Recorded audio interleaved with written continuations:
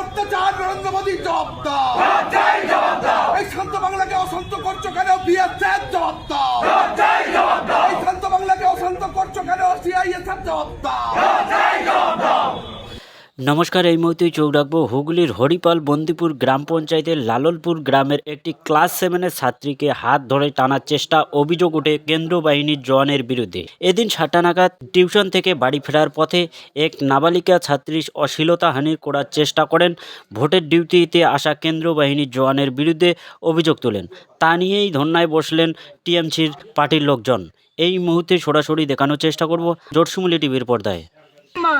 আজকে বিএসএফ বাইরে থেকে সিআরপিএফ এসে আমাদের বন্দিপুরের একটি মেয়ে সে পড়ে বাড়ি যাচ্ছিল, তাকে টেনে নিয়ে গেছে সন্ধ্যেবেলা, জনগণের সামনে থেকে টেনে নিয়ে গেছে।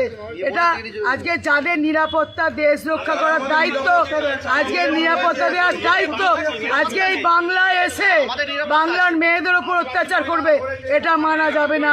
হরিপালের মানুষ মেনে নেবে না। এখনো ভোটের রেজাল্ট বেরোয়নি, তার আগেই এত বড় ঘটনা, কি বলবেন? এটা মেনে নেওয়া যাবে না কোনো মতেই। আমরা মানছি না, আমরা মানবো না। কি চাইছেন এখন? এখন অবশ্যই শাস্তি চাই ওই সিআরপিএফ এ, অবশ্যই শাস্তি চাই। আপনারা এখনো পর্যন্ত কি এইরকম চালাবেন? একদম চালিয়ে যাবো। অবিলম্বে শাস্তি চাই।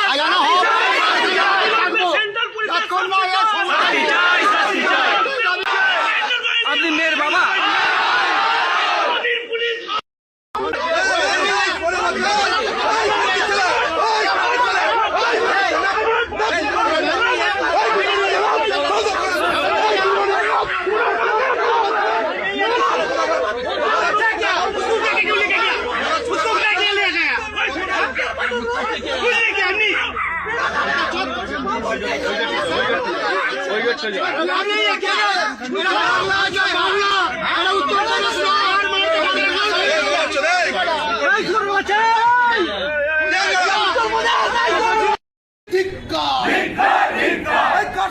অত্যাচার নরেন্দ্র মোদী জবাব দাও। এই শান্ত বাংলাকে অশান্ত করছো কেন? বিএসএফ জবাব দাও। এই শান্ত বাংলাকে অশান্ত করছো কেন? সিআইএসএফ জবাব দাও।